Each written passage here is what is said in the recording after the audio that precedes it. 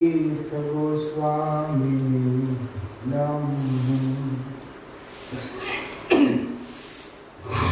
कृपया क्षमताम् अपराधिजनम् कलुषायुत सप्तसुदीननरम् सुपथे परिचालय सर्वदिनं प्रणमामि च माधव देवपदम्। पतितपावन परम करुणामय परमाराध्यतम शिल गुरुदेव नित्य लीला प्रविष्टोम विष्णुपाद परमहंस परिव्राजकाचार्य अष्टोत्तर शतश्री श्रीमद शिल भक्ति वल्लभ तीर्थ गोस्वामी महाराज जी के अभय चरण में असंख्य कोटि साष्टांग दंडवत प्रणाम करते हुए उनकी अहेतु की कृपा प्रार्थना करता। परमाराध्य शिक्षा गुरु नित्य लीला प्रविष्टोम विष्णुपाद शिल भक्ति विज्ञान भारती गोस्वामी महाराज जी एवं नित्य लीला प्रविष्टोम विष्णुपाद शिल भक्ति निकेतन तुर्याश्रमी गोस्वामी महाराज जी के श्री चरण में असंख्य कोटि साष्टांग दंडवत प्रणाम करते हुए उनके हेतु की कृपा प्रार्थना करता। हम लोग उपदेशामृत का पाठ यहाँ पर कर रहे हैं। उसके अंतर्गत हम लोग कल चर्चा कर रहे थे किस प्रकार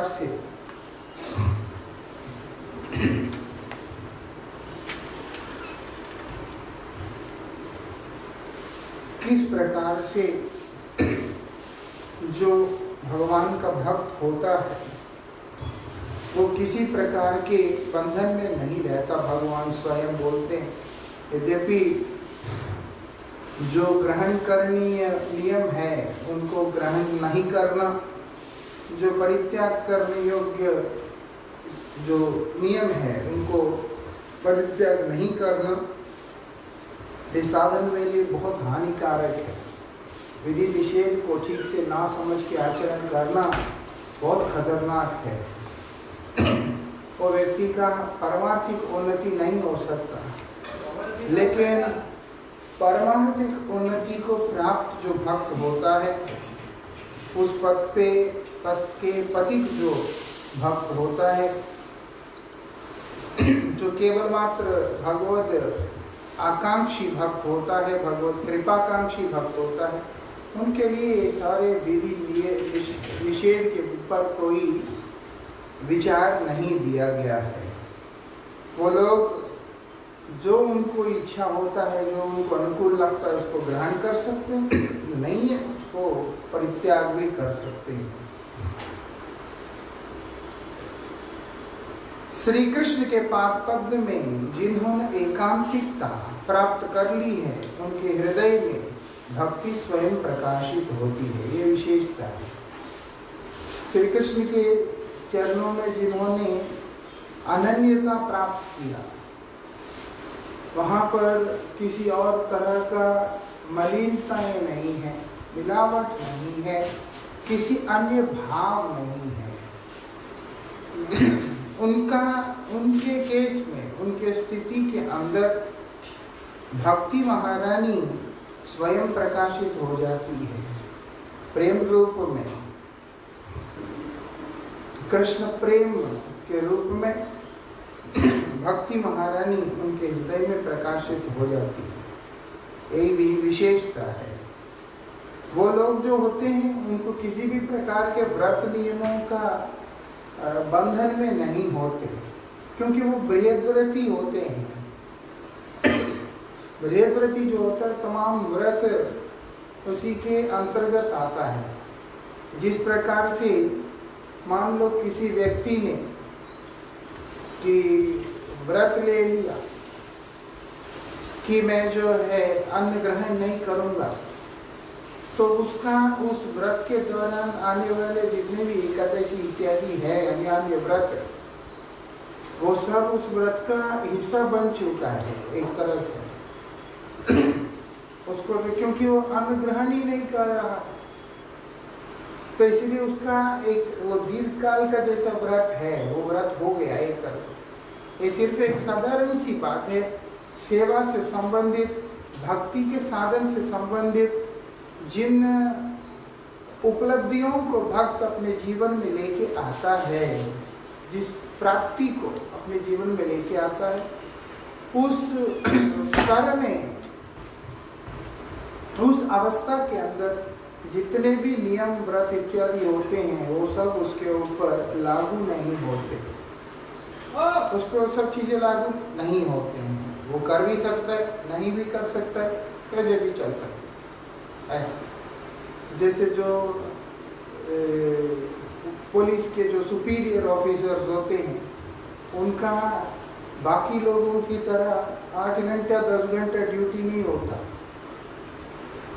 उन लोगों का जो है, जैसे और जो पुलिस स्टेशन में जो आते हैं वो रिपोर्ट करते हैं, जाते हैं, इनका ऐसा नहीं होता। इनका लगातार duty, on duty all the time, किसी भी टाइम जाना पड़ सकता है। इसलिए उनका लाइफस्टाइल नॉर्मल लोगों से डिफरेंट होता है। देखने में मालूम पड़ता है कि कोई मतलब कोई टाइमिंग नियम ये वो कुछ नहीं, ऐसा समझने के। ठीक उसी प्रकार से बृहद्व्रती हो गया जो इन सब से ऊपर उठ गया है, उनके लिए कोई भी नियम, कोई भी बंदिश नहीं होता है।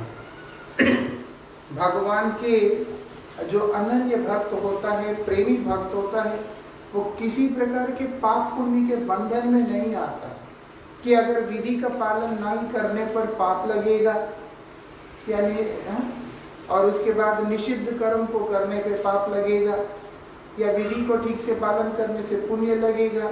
इस तरह का कोई भी चीज उन लोगों को स्पर्श नहीं करता। इसलिए नहीं कि वो पुण्याकांक्षी है या वो पुण्य को नहीं चाहते हैं, ये इसलिए नहीं है। वो भगवान के अनन्य भक्त होने के कारण। कई निष्काम साधक होते हैं लेकिन भक्त नहीं होते।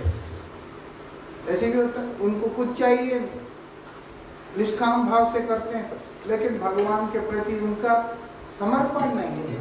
ऐसी अवस्था के अंदर भी कहीं ना कहीं वो पाप पुण्य इत्यादि उनको स्पर्श करते हैं। लेकिन जो भगवान का अनन्य भक्त होता है, उसके ऊपर वो पुण्य कर्म करे तो भी उसको कोई पुण्य से लेना देना नहीं। उनसे अगर कुछ पाप कर्म होता है तो भी उनको उससे लेना देना नहीं। जिस प्रकार हनुमान जी महाराज ने लंका दहन कर दिया, देखा जाए तो कोई पुण्य कर्म तो है, लेकिन उनको उसका जो फल है वो उनके ऊपर लागू होता नहीं है, उनके ऊपर लागू होता नहीं है। इस तरीका से वो इन चीजों से परे होते हैं।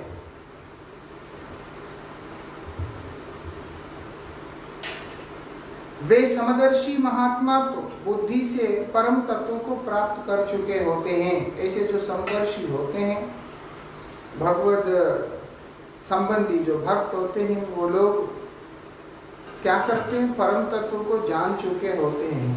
मुख्य कारण ये है, हरिभक्त विलास में बताया, एवं एकांतिनः प्राय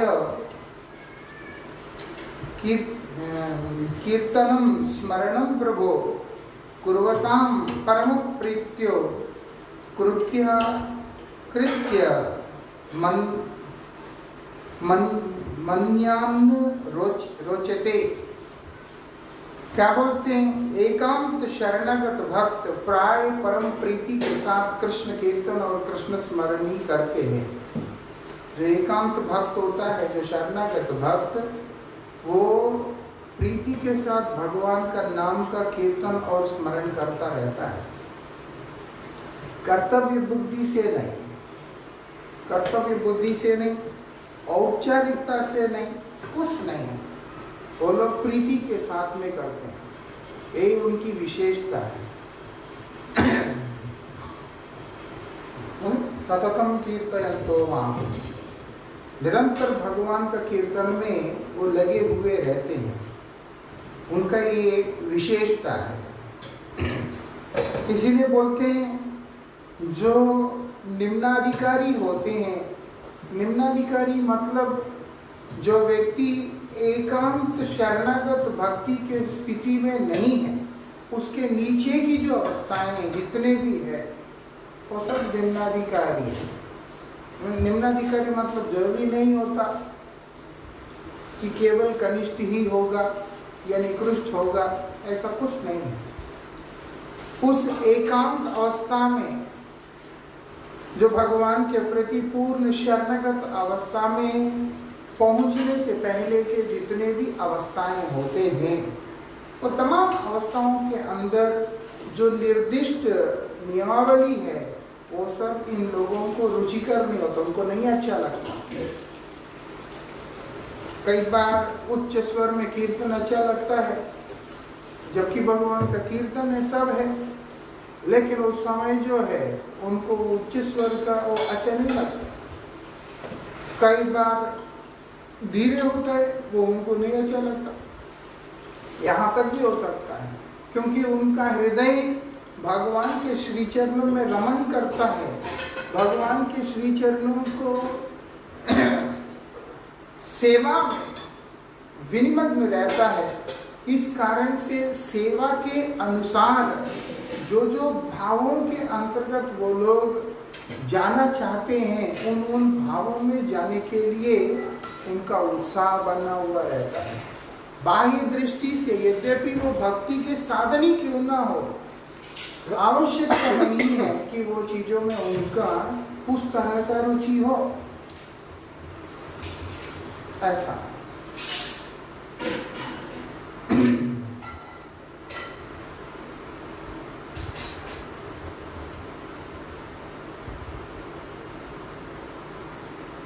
होता है पहले जो है ना, प्रारंभिक अवस्था में जैसे होता है, ये बड़ी विचित्र जीवन है। एक जब शुरू करते हैं ऐसा लगता है कि कुछ कर जाएंगे और उसके बाद 4 आदमी को समझा देंगे, प्रचार कर देंगे, खुद भक्त बन जाएंगे, कई तरह के विचार आते रहते हैं। तो उसी के अनुरूप साधक जो है कर्म करने लगता है, एक उत्साह होता है कि प्रचार ये वो फलाना। लेकिन धीरे धीरे धीरे धीरे धीरे जब वो खुद साधन करते हुए आगे बढ़ता है तो फिर विचार और दर्शन सब में काफी परिवर्तन आता है। यानी आत्मकल्याण की बात सोचते, जब आत्मकल्याण की बात सोच के अपनी जो साधना की तरफ उन्मुख होता है, उस समय उसको जो बाकी की जो क्रियाएं जो वो पूर्व में किया उसमें उसको रुचिकर नहीं लगता। अब जैसे शुरू में शरीर पतला भी था, अलग बात है, लेकिन खूब कीर्तन करते थे, खूब नाचते थे और माइंड में एक ऐसा कॉन्सेप्ट बैठा हुआ था, एक विचार बैठा हुआ था कि कीर्तन मतलब नाचना है बस। और लोग आज की डेट में भी बहुत सारे लोगों को देखोगे, उसको कोई कीर्तन से लेना देना नहीं, जैसे कीर्तन शुरू होता है वो उठकर नाचना शुरू कर देते, ऐसा है। तो पहले हमारा भी ऐसे ही था, जैसे होता है कईयों का होता है, खूब नाच रहे, किसी का क्रिया का प्रोग्राम है तो नाच रहे, किसी का जन्मदिन है तो नाच रहे। मतलब एक सेंस या एक समझ नहीं है, अगर हम नृत्य कर भी रहे हैं किस लिए कर, कीर्तन है, नाचना। एक समय तो ऐसा हुआ था एक प्रोग्राम में, वो प्रोग्राम में आया हुआ एक सज्जन, उसको कुछ समझ में आता नहीं, वो कीर्तन में आता है, आके हमेशा कीर्तन सुनता है, कीर्तन के बाद नृत्य होता है तो उसको बड़ा मजा आता है, उसको अच्छा लगता है। उस दिन वो बैठा हुआ है, अंदर से रेस्टलेस भी हो रहा है वो, क्योंकि उसको कथा नहीं समझ में आ रहा, लेकिन वो आया इसलिए लंगर खाना, भंडारा, फिर उसके बाद नाचना है कीर्तन में। पंजाब की बात है, कई साल पहले की बात है। हमारा एक गुरु भाई हमको लेके गया, तब मैं मेरा सफेद कपड़ा था, बैठा वो बोलते बोलते बोलते 1.5 घंटा बोल गया। जो हमारे गुरु भाई है वो नीचे से डिस्टर्ब हो रहा, सुन नहीं रहा। 1.5 घंटे के बाद जैसे हमारे गुरु भाई ने बोला कि मैं तो समय ज़्यादा ले लिया, अब ये लोग थोड़ा बोलेंगे, उससे रहा नहीं गया। वो भीड़ के बीच में से उठ के खड़ा हुआ और बोलते बहुत बोल लिया, हूँ नच के दिखाओ।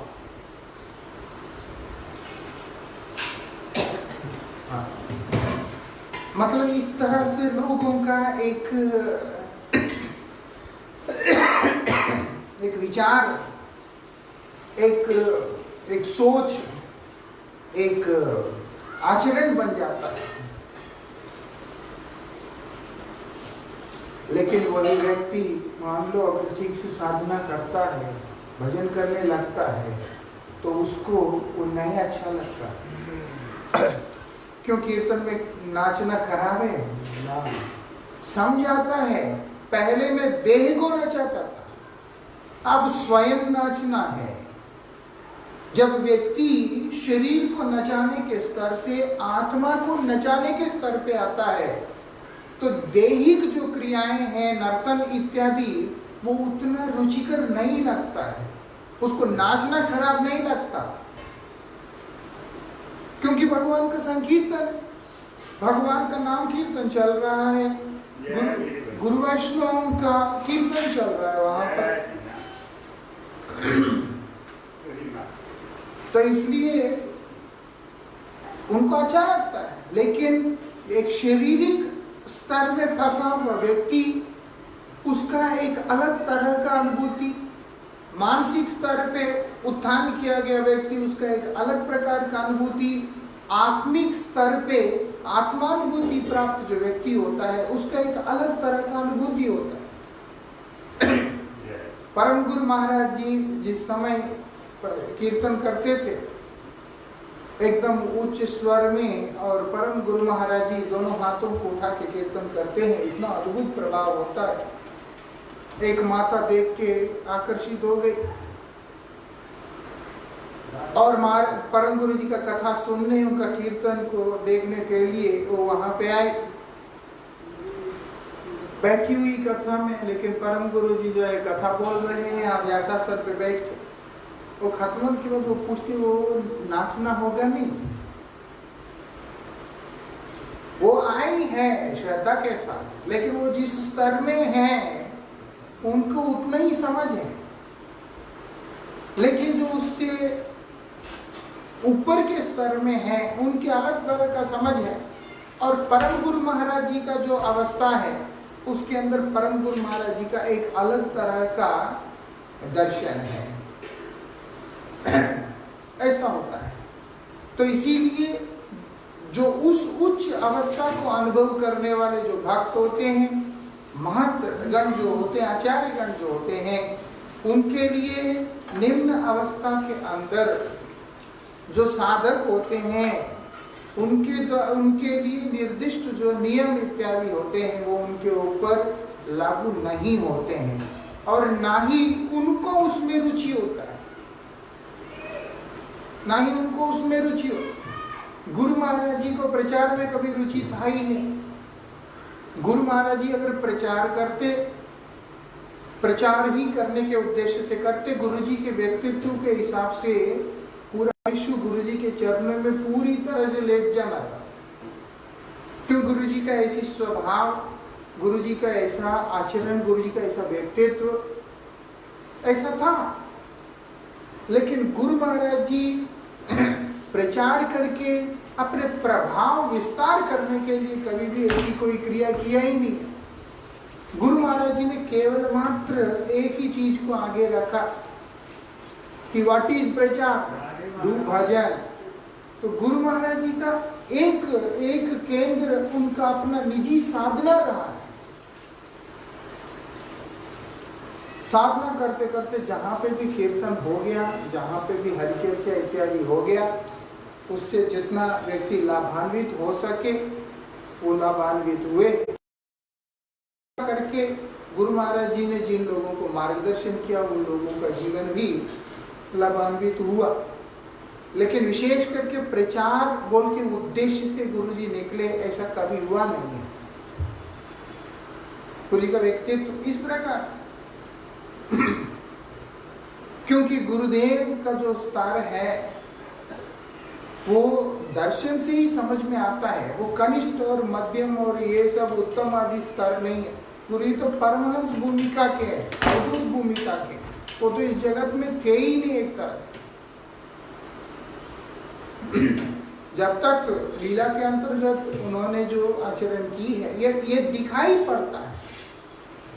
जिस हिसाब से उनके रहन सहन, उनका वार्तालाप, उनका आचरण के माध्यम से दिखाई पड़ता। बद्धजीव भी अगर शास्त्रों को ठीक से पढ़ेगा और गुरुजी का आचरण को देखेगा तो उसको दिखाई पड़ता है कि ये तो जो है अप्राकृत आचरण है, तो प्राकृत है ही।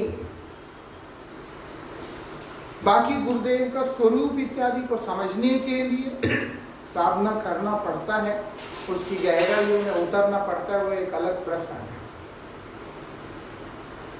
इसलिए गुरु महाराज जी का इन चीजों में कभी रुचि उस तरह से दिखाई नहीं दिया। ऐसा होता है।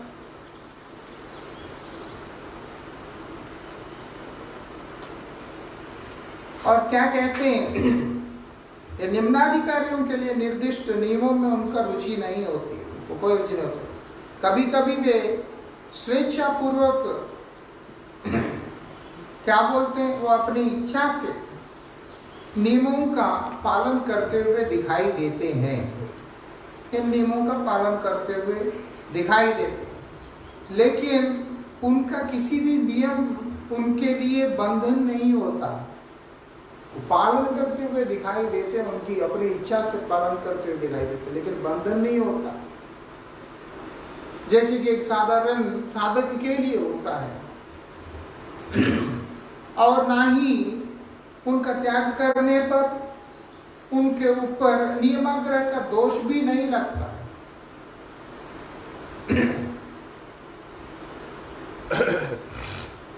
एकांत भक्तों का यही महत्तम है, अर्थात यदि वे अन्य कृत्यों को ना भी करें तो उनका किसी प्रकार का लाघव नहीं होता। ये विशेषता है उनका। तात्पर्य यह है कि उच्च सोपानस्थ महापुरुष निम्नस्थ सोपान के नियमों का जो पालन करते हैं वे अपनी स्वेच्छा से करते हैं, अपने मर्जी से करते हैं। वो लोग जो भी करते हैं उनको जरूरत नहीं होता, लेकिन वो अपने मर्जी से करते हैं। ज्ञानाधिकारी कर्माधिकार के अंतर्गत वर्णाश्रम का पालन स्वेच्छा से करते हैं। एक ज्ञान के अधिकारी व्यक्ति है, उसके लिए कर्म के अधिकार के अंतर्गत जो क्रियाएं हैं वो उसकी आवश्यकता है ही नहीं। हमने जैसे पूर्व में विचार किया, उसको जरूरत ही नहीं, फिर भी वो अपनी स्वेच्छा से करता। ऐसे ही जो भक्ति अधिकारी है उसको भी कर्माधिकार और ज्ञानाधिकार के अनुसार जिन कर्मों को निर्दिष्ट किया गया है वो उसको करने की आवश्यकता नहीं पड़ती, लेकिन फिर भी वो अपनी इच्छा से स्वेच्छा से उसको करता है। ये विशेषता है। ज्ञानी को कर्म के अधीन कुछ करने की जरूरत नहीं, वो फिर भी करता है अपनी इच्छा से। ऐसे ही भक्त को ज्ञान और कर्म के संबंधी कोई भी कार्यों में प्रवृत्त होने की जरूरत नहीं होता, वो तब भी करता है। ऐसे ही साधन भक्त जो होता है वो उसको ये सब चीजों की जरूरत नहीं है, वो इनको फिर भी एक करता है स्वेच्छा से। भाव भक्ति की अवस्था में आया हुआ व्यक्ति को साधन भक्ति के नियमों का पालन करने का विशेष जरूरत नहीं होता, फिर भी वो करता है स्वेच्छा से। ऐसे प्रेम भक्ति में पहुंचा हुआ जो व्यक्ति, उन भी ये सारे चीजों का पालन करते हैं तो अपनी ही निजी इच्छा से करते हैं। लेकिन उनके ऊपर उन नियमों को पालन करने का किसी भी प्रकार का बंदिश नहीं होता है। ये विशेषता, यही बात यहाँ पर बता रहे हैं। उसी प्रकार परमोच्च भक्त्याधिकारी एकांत भक्त भी कर्म, ज्ञान और साधारण भक्ति साधन के नियमों का पालन करते हुए नियमाग्रही नहीं कहे जा सकते। वे तो ऐसे करते हुए भी स्वाधीन भाव से श्री कृष्ण के चरण कमलों में एकांत भजन में ही प्रवृत्त रहते हैं। उनका ये वैशिष्ट्य है। वो यद्यपि इन सब चीजों को पालन करते हुए भी इनमें आविष्ट नहीं होते, इनके द्वारा स्पर्श नहीं होते, और उल्टा वो लोग क्या करते हैं कि अपने हृदय के अंदर, अपने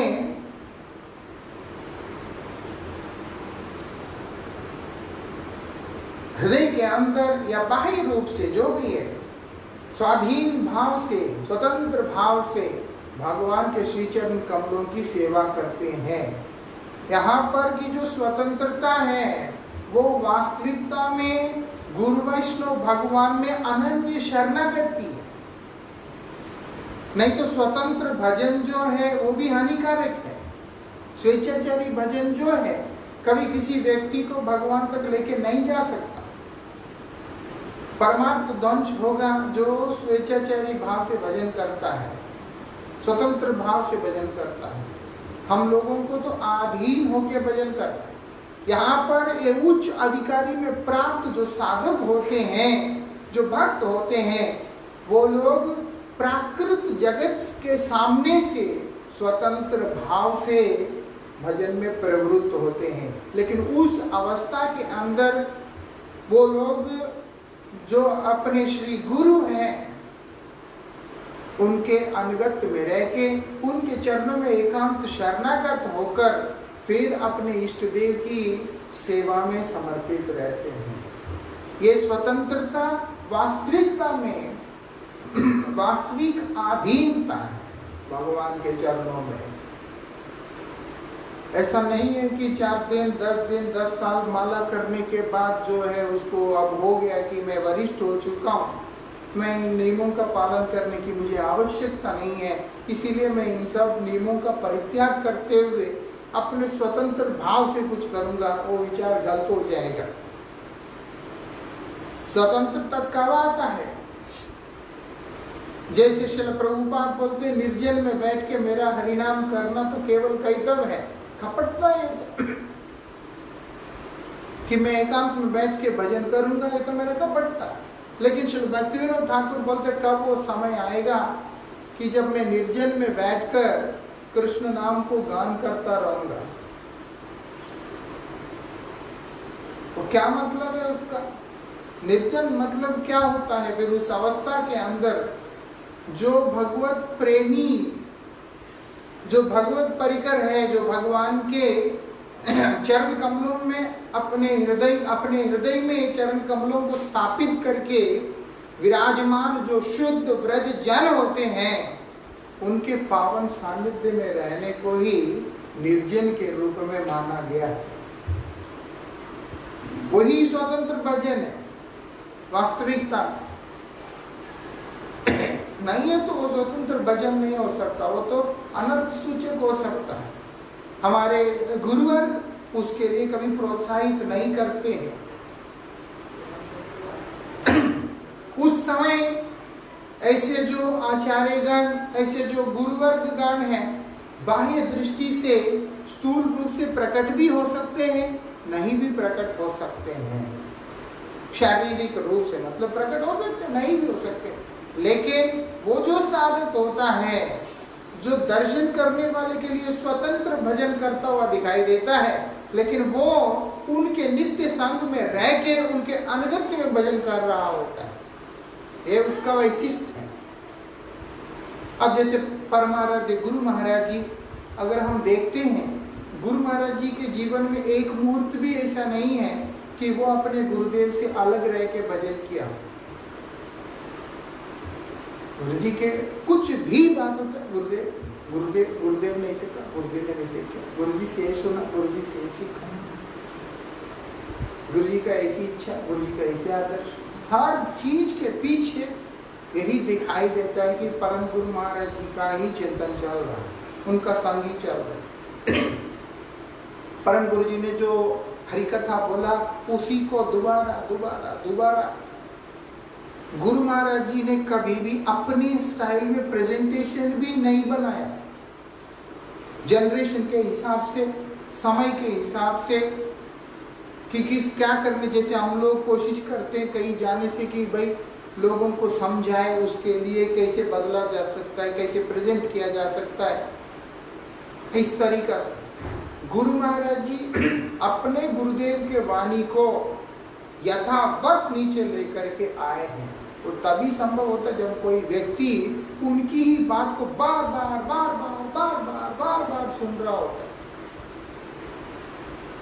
जैसे हम एक गाने को, अब गोलोकनाथ है, उसको तेलुगु कहाँ आता है लेकिन हम तेलुगु भजन गाया, वो स्टूडियो में उसको 200 बार उसको आगे करता है, पीछे करता है, जो भी करना होता है म्यूजिक वगैरह ऐड करने के लिए।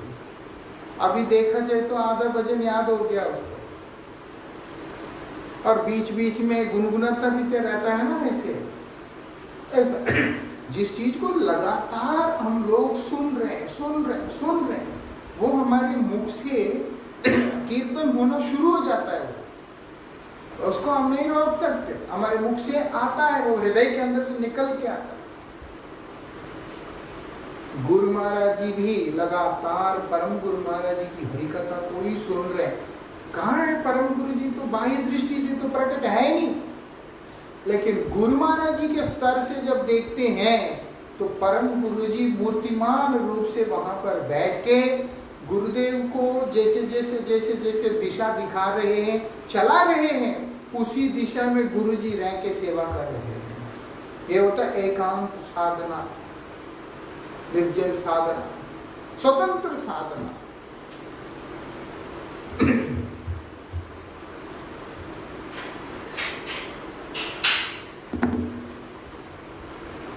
और क्या बोलते हैं यहाँ पर, जो साधक नियमाग्रह का परित्याग करते हैं और स्वतः प्रवृत्त होकर नियमों का पालन करते हैं, वे अत्यंत शीघ्र ही उन्नति का पथ पर अग्रसर हो पड़ते हैं। उस अवस्था के जो साधक होते हैं, साधु होते हैं, भक्त होते हैं, वो लोग और भी उन्नति को प्राप्त होते रहते हैं। क्या बोलते हैं? उपदेश यह है कि अपने अपने अधिकारगत नियमों का पालन करते करते साधकों को उच्च सोपान का अधिकार प्राप्त होता है। यही उपदेश भक्तिविनोद ठाकुर जी दे रहे हैं कि देखो, जो अपने अधिकार के अनुसार, जिसका जैसा अधिकार है उसके अधिकार के अनुसार, उसके अंतर्गत नियमों का पालन करते करते कोई भी साधक जो होगा वो उच्च अधिकार को प्राप्त कर सकता है। अधिकार से पहले नियमों का परित्याग करना वो बिल्कुल ही उचित विचार नहीं होता, वो बहुत गलत हो जाएगा, वो ठीक नहीं। तब उनका पूर्व नियमों का पालन में आग्रह नहीं रहता। जैसे वो ऊपर उठ जाएगा, पीछे की चीजों में उसका आग्रह नहीं रहेगा। साधक मात्र इस उपदेश को सर्वदा स्मरण रखकर श्री कृष्ण स्मरण और कीर्तन लक्षण युक्त भजन के प्रति लक्ष्य रहते हुए क्रमसोपान अतिक्रमण करेंगे। यही बात है कि जो साधक है वो इस चीज को कभी भी ना भूलें। इस चीज को ना भूलते हुए जब वो लोग साधन करेंगे तो ही वो लोग परमार्थ में उन्नति को प्राप्त करेंगे, अन्यथा संभव पर नहीं है। बोल के नियमाग्रह के विषय में श्रील भक्तिविनोद ठाकुर जी महाराज इस प्रकार से बतला रहे हैं। आगे की चर्चा हम लोग कल करेंगे। वांछा कल्पतरुभ्यश्च कृपा सिंधुभ्यः एव च पतितानां पावनेभ्यो वैष्णवेभ्यो नमो नमः।